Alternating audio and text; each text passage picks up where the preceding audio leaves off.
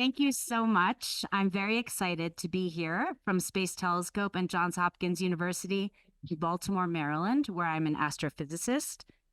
Welcome to our free physics talk in honor of Heinz R. Pagels. I've been a general member, as Emily said, for 5 years here. I'm now an officer serving as the scientific secretary, which means I'm in charge of the admissions. I'm here this week participating in a workshop on multi-messenger binary mergers and stellar explosions.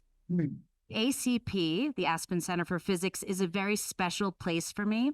I have been coming here for over 15 years to participate in and organize workshops in the summer and conferences in the winter. I'm now thrilled to be a part of the governance of this fantastic center. I'm happy to give back my time and service to this amazing community. I can't think of anything better than thinking about black holes while surrounded by aspen trees, the top physicists from around the world. ACP was designed to promote informal interactions between physicists across disciplines, with discussions spilling out beyond the campus into the mountains of Aspen through hikes and skiing. Tonight, we are fortunate to have our speaker, Professor Enrico Ramirez-Ruiz. He is the Vera Rubin Presidential Chair at UC Santa Cruz and a trustee here at the Aspen Center for Physics. Got his PhD at Cambridge University and was the John Bahcall Fellow at the Institute for Advanced Study at Princeton. Since joining the faculty at UC Santa Cruz, he's accumulated many awards, including the High Energy Astrophysics Division Mid-Career Prize from the American Astronomical Society, the Bouchet Award, and the Dwight Nicholson Medal from the American Physical Society. He is a fellow of the American Physical Society, a member of the Mexican Academy of Science, and the American Academy of Arts and Sciences. Professor Ramirez-Ruiz is a theoretical astrophysicist who studies transient phenomena of many kinds, including black holes ripping apart and eating stars, which is what brought us together as colleagues and collaborators.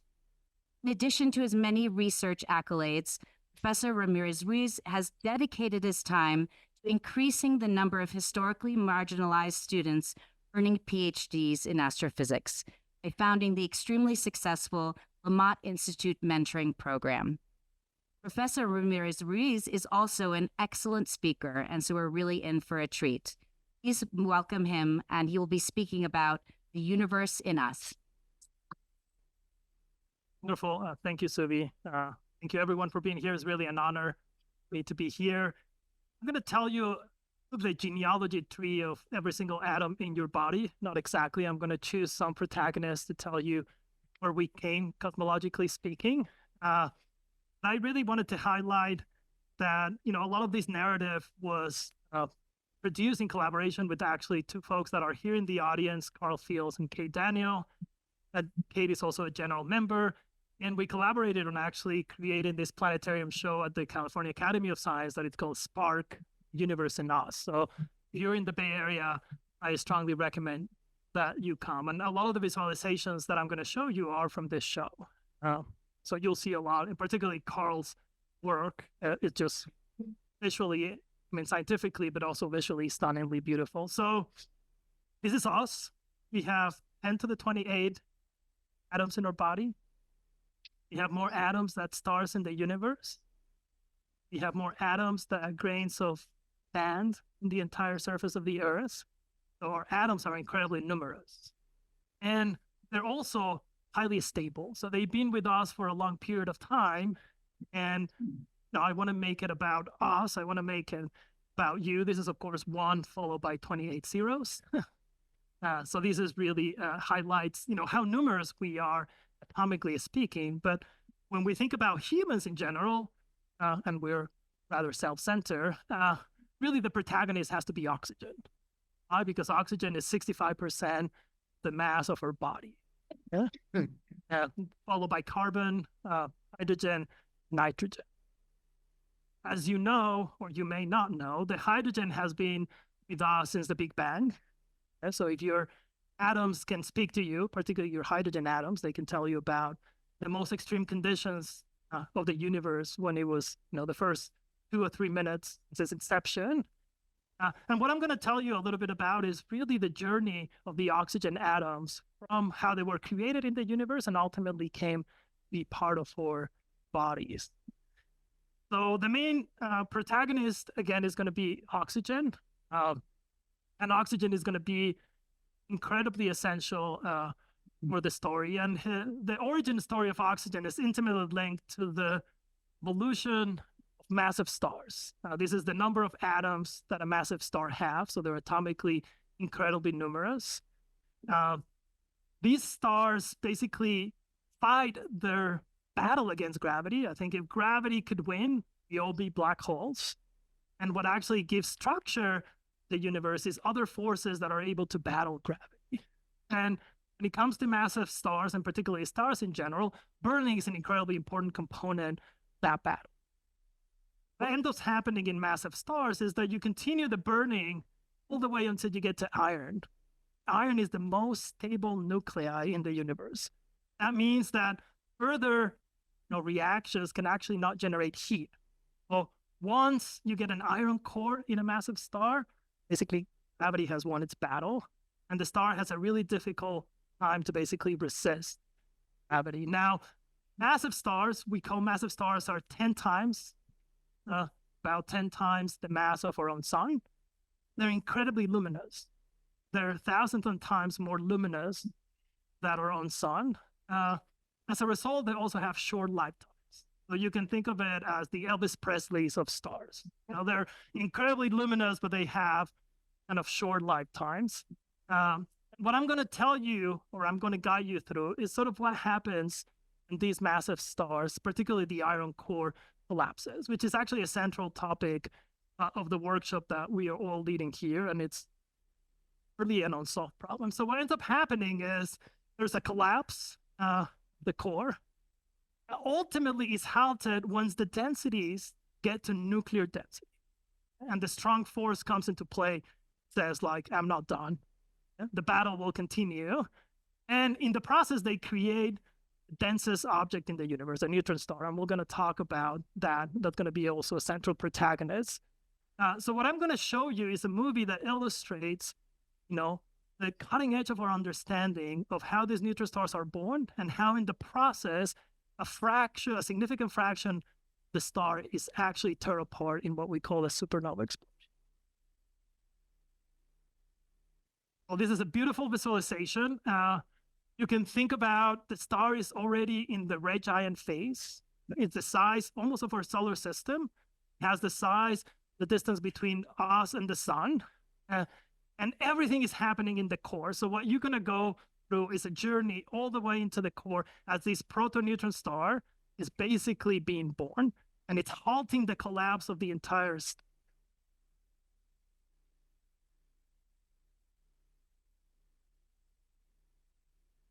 Slowly we zoom in all the way to the iron core, and you can really see kind of the complexity of the flow inside this massive star as we slowly dive in.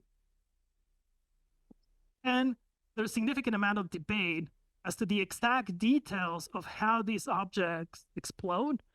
That I would say, thanks to computer simulations, as you're seeing here, the level of insight into the field has drastically increased, and we now have, a lot of clarity as to how this process takes place. So we're zooming in deeper and deeper until we get the size of, close to the size where the proto-neutron star is being. Now the collapse is halt, the pressure starts to build. Yeah? You can think of it as, you're boiling water, and slowly, or in a pressure cooker, if you don't really close the lid, the pressure will build up and ultimately overturn the inflow of the star. We continue going deeper and deeper until we get to, kind of the size of a neutron star, which is, the size of the Aspen city. You went from, for solar system scale, the size of the Aspen city. Then what you're seeing there is basically the buildup of pressure. And a lot of that buildup of pressure is actually mediated by neutrinos.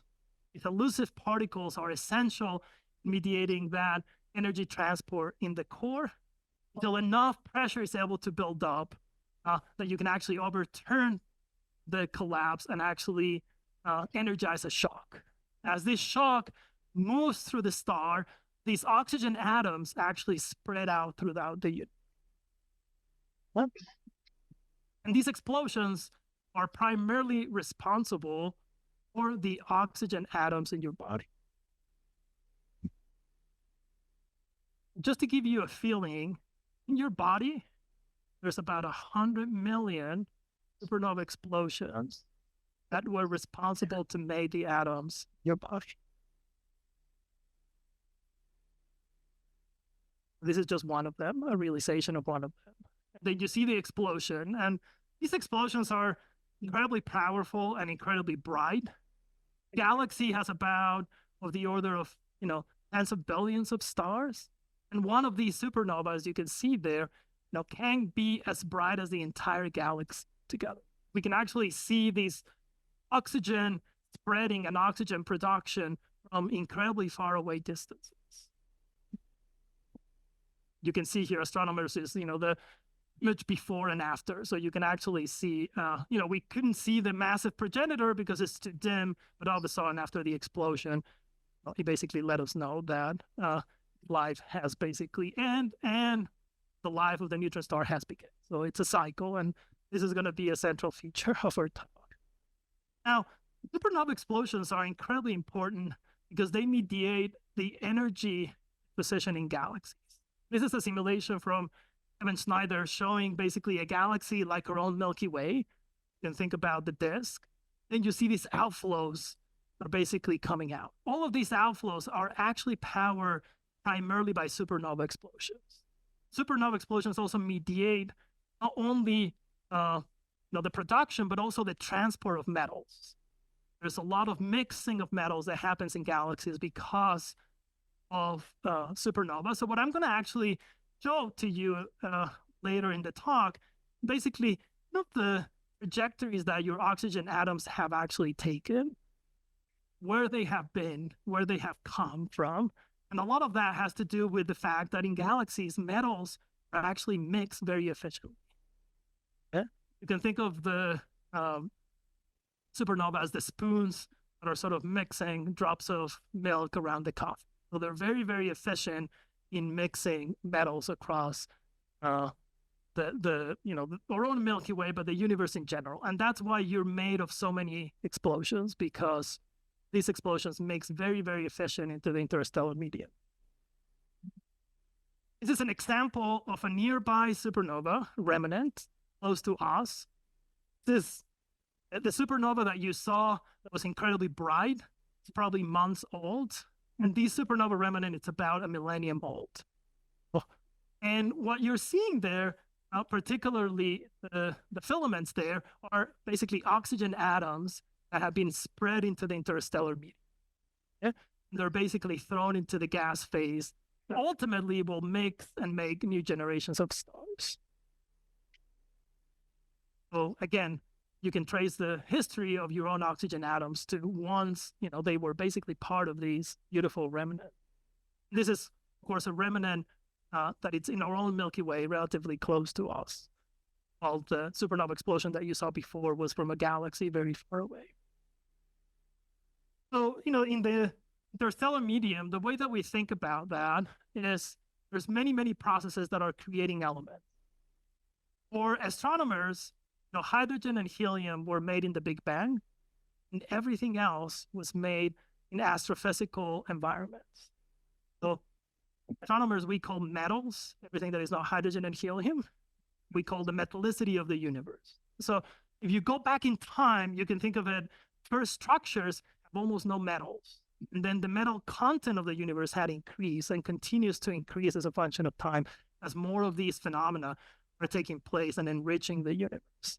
So when a cloud basically comes together and ultimately forms a solar system like ours, as you will see, it has imprinted many, many generations these explosive phenomena together. So there's a lot of mixing in the universe, which is going to become central to the story that I want to tell. Now, one of the reasons what I chose oxygen, of course, because it's central to who we are, but it's also central to our survival. Our atmosphere has primarily oxygen atoms, and the atmosphere doesn't lose a lot of mass. So what am I doing here? I'm breathing. Each of you go through like 300 liters of oxygen a day as you breathe. What does that mean? I have the privilege to be standing in this room, but I'm stealing a significant fraction of your oxygen atoms that were in your body. Yeah? So we are coming together, atomically speaking, as you're basically residing in this room.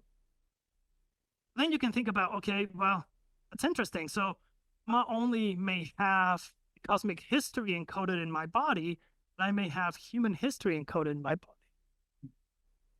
You can think about the many generations of people that have been here, and you say, well, do I have any of their atoms in my body? Answer is yes. So you have, if you pick, this is an inspiration for me, but if you pick Bahcall, you have about 100,000 atoms that won't belong to Frida Kahlo. Also, if you're feeling like you're not very creative, you just have to go deep inside you and make sure that from the 10 to the 28 atoms that you have, you identify those 10 to the 5 atoms that belong to Frida Kahlo. Then you can kind of build your own historical framework. There's, of course, a lot of people, atoms we don't want to listen to. Right. But there's a lot of beauty and creativity in our own atoms because they belong to other people. That continuous mixing of oxygen atoms is not something that only has occurred at the galactic and, as you will say, extragalactic scale, but basically at a human scale. Yeah? The oxygen in your body doesn't only have this cosmological perspective, but it has this deep human perspective, and of course, animals, which we should never forget that they're an intrinsic part of who we are, and they contribute to our oxygen. So when you think about your ancestry, I hope that you think about your ancestry in a very different way. Now, a central topic I want to talk to you about, which is related to the science that I've been involved, is how elements heavier than iron are formed. And these elements, there's 3 elements that are really essential. Well, there's 2 elements that are essential to life, and one that actually has been really important for humanity. So here I'm showing uranium and thorium, and I'll talk about uranium and thorium. But then I show platinum and gold. So these elements form part of these very, very heavy elements that until recently we didn't really know where they were formed. So I'm going to take gold as the atom responsible for basically representing these heavy elements. I'm also going to show you that why these elements are essential to life, that both thorium and uranium are actually essential for the Earth to have a magnetic field.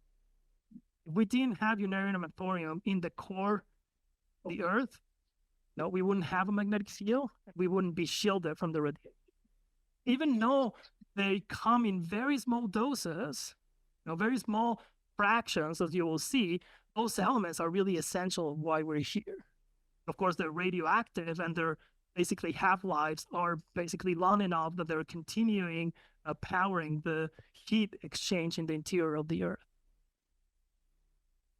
So I'm going to select gold, and I'll say, well, how much gold do you have in your body? Well, the answer is you have 10 to the 18 atoms of gold in your body. It's a lot of gold. Of course, proportionally speaking with, total number of atoms is not as much. It's about, a fraction of a gram. And if you eat sushi, for example, or large fishes, then you will have a larger content of gold in your body. So, I want to kind of give you the alchemist story of where these elements we think were. Now, in order for you to kind of understand the content of gold in the universe, I decided to kind of give you an analogy of how small is 1 part per billion. Yeah? And that's kind of a if you think about something that is 1 part per billion, is actually difficult to get intuition for. But imagine that you have an Olympic pool, which is important today since the Olympics are taking place. Imagine that you take a coffee spoon and you get water out of that Olympic. Fraction of water that you will take is about 1 part in a billion, the entire water of the swimming pool. So that is kind of a ruler that we basically going to talk about. So if you look at the universe in general, the gold content of the universe is about 0.6 parts per billion. The content of the sun is about 1 part per billion. And that's why we decided to kind of use that unit, relate to the sun. Meteorites, because actually they lose a lot of their volatiles, they are actually enriched in heavy elements. And if you ever heard about going and mining asteroids, one of the reasons why is that per unit mass, they have a significant fraction of these heavy elements. Well, they're 100 times or so more abundant, those heavy elements, that they are in the sun. In the Earth, we have probably mined the vast majority of gold. The surface of the Earth has been mined already. So vast majority of the gold in a vault somewhere. Gold is actually the most noble of all metals. It's not very interactive. It really doesn't have a lot of uses apart from accumulation of wealth. Yeah. And of course, it was thought because it's not corrosive that it will accompany you through your journey. And many, many ancient cultures use gold as a way to have a companion for the afterlife. So it's been incredibly important in our. But for example, if you ask where is the vast majority of the gold that hasn't been mined in the surface of the Earth, it's actually in the ocean. And the ocean has a small fraction gold, and thankfully, we'll never find a way of extracting gold from the ocean because, of course, it will pollute the ocean. Now, you're not feeling special already about, the atoms of Frida Kahlo right now talking to you and whispering in your body. You can actually think that the gold content in your body is 50 times more abundant than that in the universe. So we are significantly enhancing heavy elements. So a lot of the rest of the talk that I'm going to tell you is sort of the origin story of gold. And I'm originally from Mexico.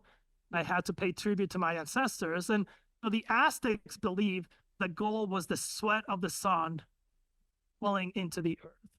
Now the Aztecs were right that there's a lot of gold in the sun, 1 part per billion. That gold was actually not created there. What we're going to tell you about is what is the recipe that you need in order to produce gold. So the gold recipe, so you need 2 neutron stars, and I'll tell you a little bit more about 2 neutron stars, but you need 2 of the densest objects in the universe. You need to basically coalesce them together, mix them together at billion-degree temperatures. In the process, you probably create a black hole. You have the necessary conditions to create gold. That was sort of the idea that many folks had in thinking about this, but it actually goes back to David Schramm, who was one of the other members of the Aspen Center for Physics and has been was here for a long period of time. So what is a neutron star? So a neutron star is the densest object in the universe. If the density of water is 1 in some units, density of a neutron star is 10 to the 14, so 14 orders of magnitude. The nuclei are basically touching. They have the mass comparable to the mass of the sun. They have a size, and here the sort of East Coast bias perspective of a neutron star. Well, Manhattan is shown there, but we can put Aspen. But they have the size of a city.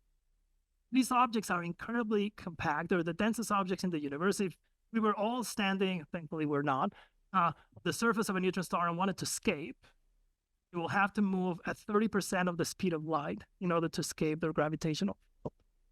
Well, they're incredibly compact objects. Now, some neutron stars don't want to live their lives in isolation, and they have companions. About 2% of neutron stars belong to binary systems.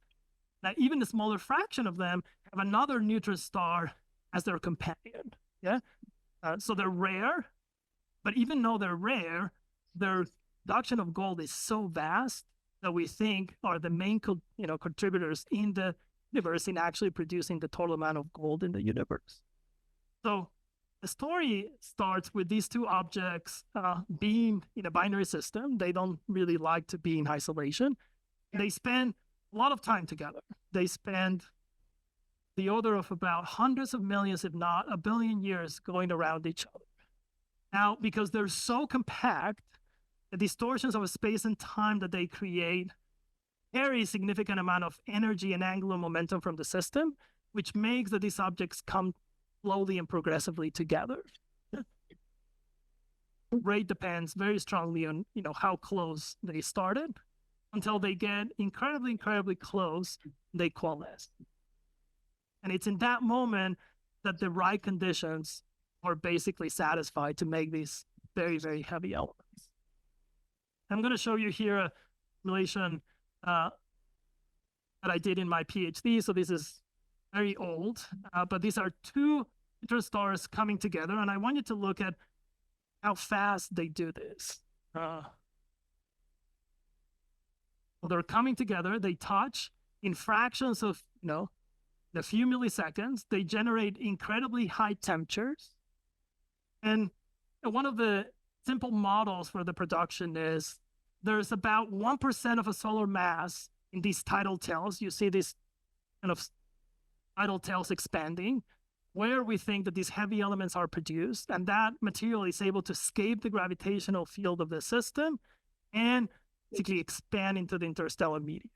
And it's in those regions where we actually think that gold is produced.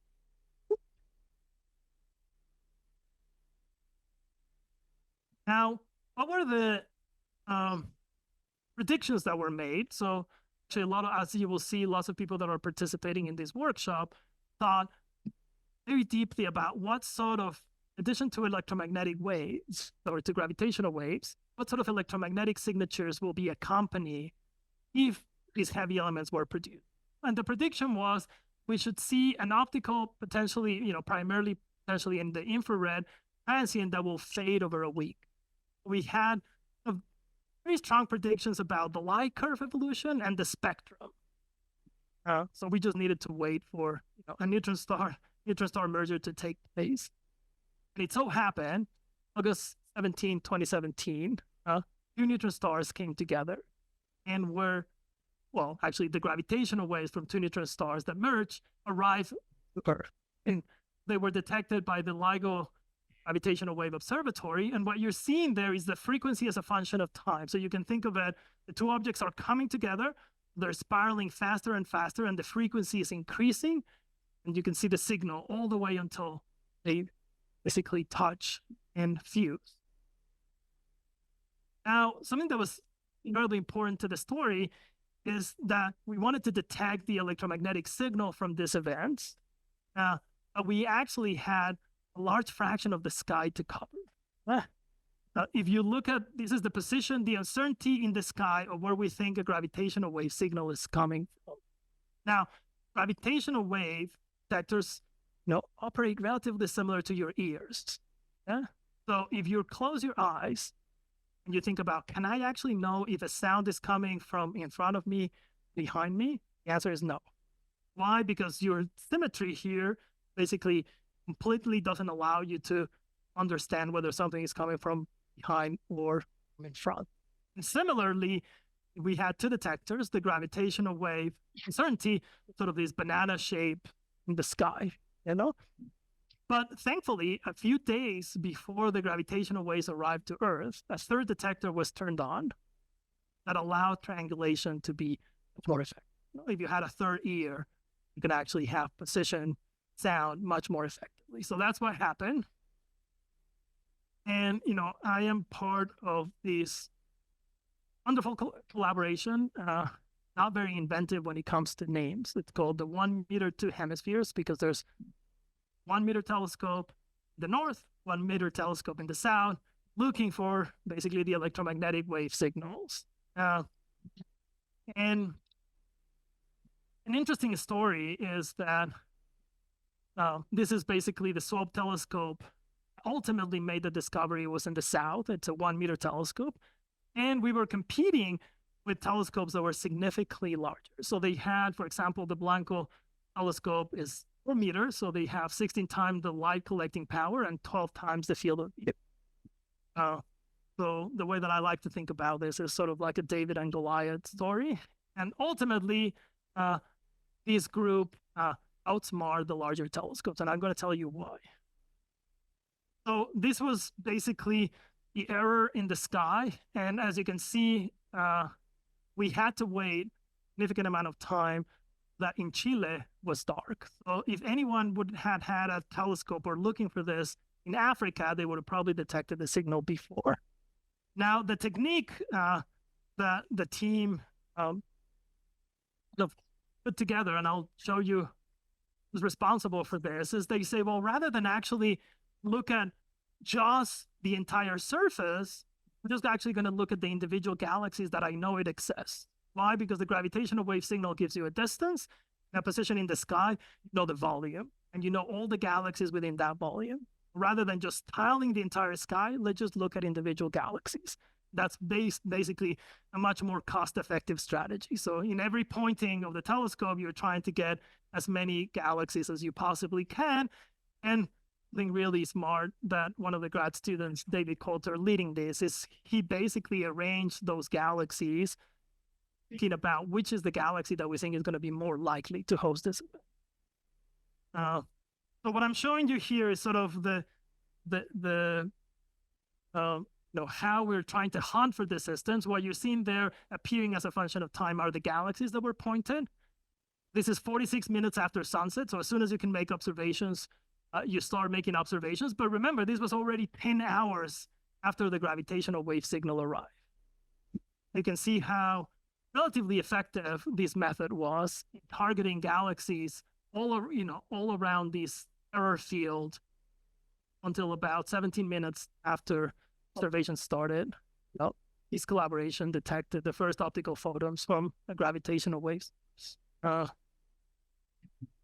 can see it there. Something that was predicted was that the light will be rather red. And you can see it started relatively blue, but then it became red. And the spectral signatures actually gave us a lot of confidence that, in fact, these heavy elements were produced. And these heavy elements are actually powering the light curve, which was incredibly exciting. So this is the collaboration, and a lot of the insight and responsibility for this has to be given to Ryan Foley, who's actually in the second row here. And something that I'm incredibly proud of is that I am certainly the oldest member of that collaboration.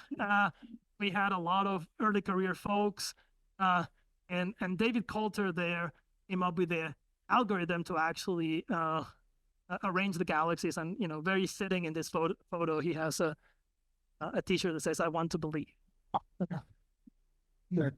So how much gold one of these events produces? So this is a Nature paper where actually 4 of the 5 authors are currently in Aspen, participating in our program. And the answer is one of these events produce about a Jupiter mass of gold. That is about 10 to the 30 grams. 1 gram of gold is about $10. So this is about 10 to the $32. So it's a very, very rich event. If this doesn't impress you, this is equivalent at the gold content in about 1 million stars. That means that even though these events are rare, they can produce so much of these heavy elements, they can supply every single star in our Milky Way with these heavy elements. And this was deemed the science breakthrough of the year.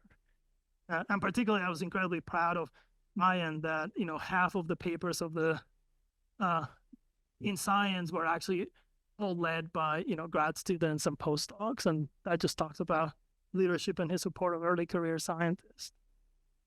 So again, I told you that it took about hundreds of millions of supernova to make the atoms in your oxygen in your body. It took about tens of thousands of neutron star mergers to actually make the gold in your body. So this is again multitude, of these explosions basically all mixing together. And to give you a pictorial picture of this, as part of the planetarium show, we did the following exercise. We took a simulation that basically mimics how the Milky Way was formed. We identified the cloud that with very similar characteristics of where the sun is going to be formed. And then we play the movie back in time and say, well, where these atoms came from? What you're going to see here is the genealogy tree, the oxygen atoms in your body. And thank you for turning off the lights. This is a really beautiful visualization. You're going to see a glowing sphere in the Milky Way at the time the sun was made. Going to come. Then the movie is basically going to stop and it's going to basically play words. And it's going to say, okay, where those oxygen atoms came from? We're playing the movie backwards, and you're going, so you see the mixing in the Milky Way has been so effective that the oxygen atoms in your body have traversed the Milky Way multiple times. Your oxygen atoms have been outside our solar system, have traversed the entire Milky Way. But not only that, did you see how many significant fraction of your oxygen atoms actually have an extragalactic origin? It came from small galaxies falling into our own Milky Way. But your atoms not only have been outside the solar system, but also outside our galaxy, and they have traveled the universe, get to you. This is kind of a beautiful realization of where we come from, cosmologically speaking. If your oxygen atoms could speak, we'll tell you about this journey. Then, we go back to a time where the Milky Way was basically a baby galaxy, where it was just in the process of being formed. So, we could give this talk, and I think in the planetarium show, we tried to talk about multiple other ways of making elements. We talked about emerging neutron stars. And I'm just going to reemphasize these thorium and uranium, which are these very, very heavy radioactive elements. And why these elements are essential to life is because, first, they're incredibly heavy. So when the Earth was actually made, it was molten. Well, a lot of these heavy elements actually fell into the core. And they're also radioactive. So they're giving rise to all of these fluid currents that you see, the convection in the Earth, the heat transport in the Earth is primarily driven by thorium and uranium, which were formed in these neutron star mergers. And the coupling of those convective motions with the rotation of the Earth gives rise to the magnetic field. Without those elements, we wouldn't have a magnetic field, and we wouldn't have the ability to actually be shielded. The importance of the magnetic field is not made very clear to you. This is how a magnetic storm looks, where you can actually see the aurora boreal in the Northern California. This is a photo that I took, and it's just magnificent. Why? Because the sun was incredibly active. Without a magnetic field, I wouldn't have been able to take that photo, but the ionizing radiation would have just vaporized it, and all of us. So these two elements are incredibly essential to life. I'm going to take, I'm about to conclude. So I wanted to kind of tell you a little bit about the journey of oxygen atoms, iron atoms, gold atoms, all the way into the Earth. And I wanted to kind of finish with a discussion that actually was incredibly active in geophysics about where the gold that we ultimately mined comes from. Yeah. So I told you all the heavy elements sink into the center because the Earth was molten. You're like, well, how is it possible that we can have jewelry, that we can have gold? Why is gold so abundant in the surface of the Earth? Now, I also told you that gold was 1 part in a billion. You can say, well, how is it possible that I can, in the past, walk around and actually see these high concentrations of gold? Well, we all have seen them in museums. And the reason why is because we actually think the vast majority of gold came from bombardment, at the time of the heavy bombardment hitting the surface of the Earth, in these sort of asteroids that, as you know, they're already incredibly large in these heavy elements. And then gold gets highly concentrated in basically these high pressure flows. So you go from having a composition of 1 part in a billion to have highly concentrated gold just because of geological processes. So now the vast majority of geologists agree that the vast majority of heavy elements in the surface of the Earth came at the time that the moon was formed. Remember, believe that the moon was formed with a really heavy impact. Well, at the same time, the Earth was basically impacting all the time with a broad range of sizes of bodies, and those bodies brought the gold to the surface of the Earth. And we have a lot of gold in the core, but the mantle, that's where it came from. So I wanted to kind of close the talk, both thinking about our own oxygen atoms, the fact that when you guys leave this room, you're not going to be the same because you're carrying oxygen atoms. Probably for a lot of physicists, I don't know how good those oxygen atoms are. But I wanted to talk a little bit about this myth that my grandfather told me, and my grandfather, Chichimeca, he is indigenous from the north of Mexico, and he said, he told me a tale that I think is really beautiful. Well, similarly to the gold coming from bombardment, didn't make that analogy, but that's how I envision it. Your essence, when you're basically conceived, your essence basically comes rushing towards Earth. It's in its journey, it actually breaks into a million pieces. My grandfather used to say, well, when you wake up and you gain consciousness, you're going to feel incomplete. Going to be lots of parts missing. He says, that's not something that should make you sad. That's an opportunity. Why?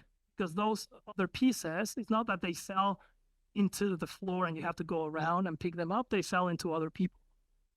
And only by sharing them with them, you will become more complete. You're going to have people have these vast, large pieces of who you are that makes you incredibly complete.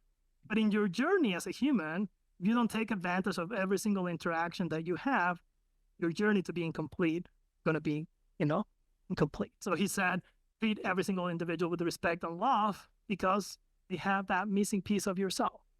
Maybe it's small, maybe it's large, but who knows? So on that note, I wanted to thank you for being here. And hopefully that next time that you see a gold ring, you can think about, those atoms came from the most extreme conditions, the highest densities, the highest temperatures after the Big Bang that were produced in the universe, all the way to you. So thank you for your time. I'm open for questions. I've got a half a dozen questions. Combine three things that maybe you can respond to.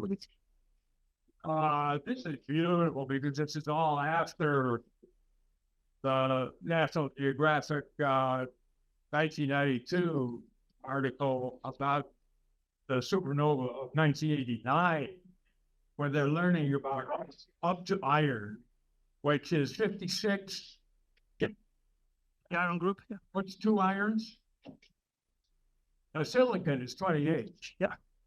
And that the elements of from that original type 2 supernova explosion, if you could find that type 2, if you get a moment, and that the formation of these elements are going by fours.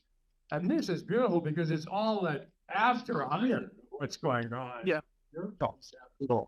Must have been fun to study. Very fun, yeah. And then what about the notion of 6 billion years ago, when the solar system is forming, that we were lucky enough to have a supernova explosion going off not far away, maybe 40. Ever heard of that story? Okay, so I'm going to repeat some of the questions. So I think the idea is, the idea of how these elements were formed and the conditions required to form these elements actually goes back quite a lot of time. But in general, what people realize is that you actually have to capture neutrons. And what these environments give you is basically lots of neutrons very, very quickly. So large fluxes of neutrons, which was important.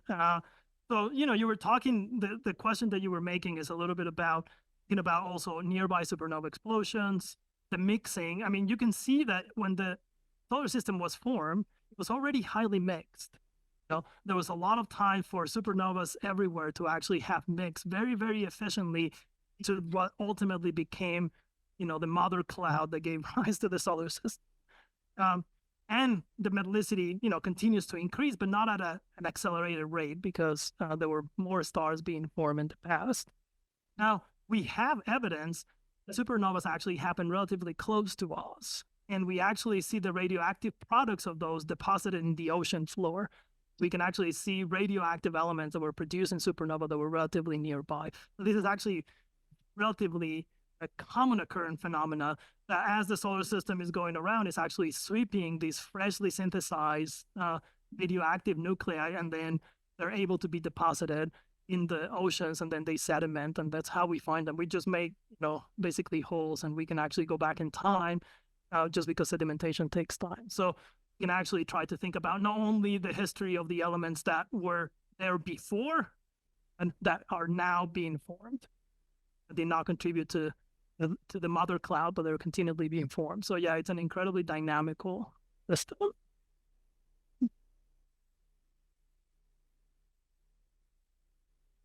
the gold do for the universe? Like, why is it so important that it's being formed by the neutron-star collisions? Yeah, so the question is, why is the gold so important, or why in the world you decided to focus on gold? That's a really great question. So be a little bit more precise. These neutron star mergers are, we think, mostly responsible for half of the elements above iron. Half of the really heavy elements came from this. And, I could have chosen uranium, thorium, platinum, gold to tell you the story. I felt like gold is actually an element that we can all relate deeply to. But you're right. I mean, when I say that it's the most novel of all metals, it's the least interactive metal, so it doesn't get corrodes. You can, gold basically doesn't lose its shining. And humans decided that it had value. Do they have any technological value? No. Do they have any biological value? No. Just use it as an accumulation of wealth, and it has really shaped history as humans, particularly coming from places like Mexico, which a lot of the gold was basically taken from. You can also think about the history of how that metal, which, as you rightly pointed out, doesn't have a lot of use, has really shaped humanity. But yeah, we can maybe together think about other element and think about a story that we can tell from. But yeah, that was a decision we made. People like gold. The universe is just dead weight. What was the question? He said, for the universe, that's dead weight. No. It just, it fills the periodic table. Every single element in the periodic table has a place in my heart. Some of them are more useful to others, and that depends a lot on their atomic properties. Yeah, I don't discriminate against elements. So the non-gold that was on our report, any of the heavy metals, I'm talking about all of them, that there's an equal distribution on the other planets, and that one day mining the other planets is going to be a big business. Oh God. Because of the volcanic activity or whatever and chilling. And how's Mars? Is Mars have all this stuff? Yeah, that's a really interesting question. I think, for a lot of period of time, I've been trying to kind of decolonize my mind. The question was, can we go and basically extract gold from other planets? The other planets have the same amount of gold and the Earth. Since you basically, I told you that a lot of these gold came from heavy bombardment. There are differences in the heavy bombardment properties of other planets. If planets are smaller, they probably did not attract as many of those. The planet responsible for that heavy bombardment is Jupiter. Jupiter actually disturbed, significant the solar system. All of the material that actually send a significant fraction of those debris towards us. Now Jupiter is our friend because it protects us from larger objects. So in some ways, yes, depending on the history, we expect Mars to have relatively similar bombardment history as the Earth. So people are thinking of going not only to Mars, but to the moon. Then the question is it cost effectively to go and mine those elements? Well, I suspect I know the answer, but I'm going to ask this question anyway. Is there any more precise way to trace the origin of the atoms in our body? The question was, I'm actually interested in the answer that you have. It said, I may have the answer for this question. Is there a way that we can actually trace the history of the atoms in our body in a more precise way? Well, it's difficult, no, because all oxygen atoms are very much alike. You have some radioactive elements in your body, so we can trace when those radioactive elements maybe were incorporated into your body, like some radioactive carbon, for example. But it's in some ways what we know in the universe, which is actually something really beautiful, is if you look at the spectrum of stars, we can actually infer their composition. We know their abundance pattern. We know how many of those elements they have, and a lot of ways of tracing the history of these elements, what we call in our field chemical evolution, has to do with doing sort of a fossil record of stars. So what we know is that as you go back in time and you see the oldest stars in the Milky Way are stars that don't have a lot of metal. We call those metal poor stars. And those we can actually date them for radioactive uranium dating. Similar to that we do carbon dating, we can do that for stars and say, what's their age? And in general, astrophysicists think of time and metallicity related. Things that are lower metallicity go back, they're basically much older, and things that are more metal rich are younger. Like to think about the specific journey of your atom is more difficult because, of course, the mixing is always taking place and they're stable, so there's no tracers that you can utilize. And, atomically speaking, we are much more similar than genetically speaking. Journey. I think I may have misheard this, but I thought you mentioned that neutrinos were somehow responsible for the first exploding just by itself. Yeah. If I heard that right, if you could just speak a little more about that. Yeah, and we have people in the audience. Irene is back, who's an expert in this. So kind of interesting because neutrinos. Oh, the question was, sorry, thank you, Claire. The question was, can you explain a little bit more detail when you were talking about neutrinos being responsible for supernova explosions, how that works? And, neutrinos are elusive. They don't interact with matter very effectively, but a small fraction of those do interact. And at these very high temperatures and densities, there's a significant amount of neutrino interactions that actually generate the heat that you saw there. So they both deposited energy, but they also deposit momentum. So they're basically transporting that energy from the interior to the exterior and then depositing it in the outer parts in order to basically energize the shock. Why? Because photons are completely trapped. A photon can actually not escape. It's not an effective way of transport the energy. The transport process is primarily through neutrinos, these very high densities and temperatures. But it's kind of strange, because we always tend to think of neutrinos are incredibly elusive and non-interactive. But again, they're incredibly important to life because they power supernova explosion. I think we're now last question.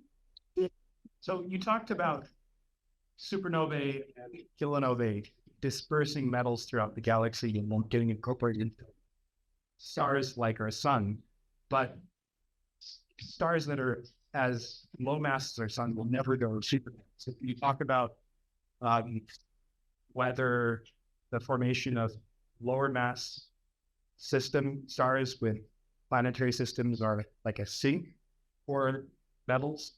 Yeah. So the question was,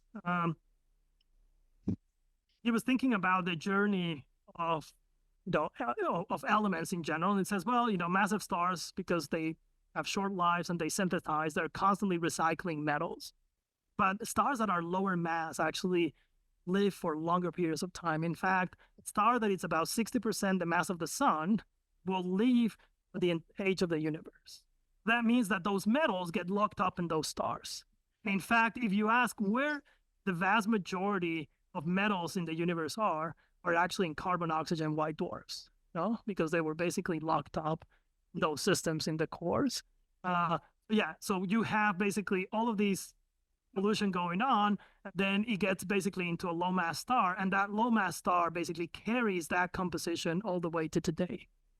That's how we basically use them as fossil records, no? Because of course the stars that we see today, as you rightly pointed out, are stars of low mass, and those atoms didn't go through multiple generations, so they are really the ultimate stars, because not many generations of stars took place before they came, particularly if they're really old metallicity, you know? When the sun was formed, it seems like a long time ago, but already it had a significantly higher metallicity. We haven't actually, we see stars, maybe that are 3 times more metals than the sun, but that's about it. So those are the highest contents and metals of the stars.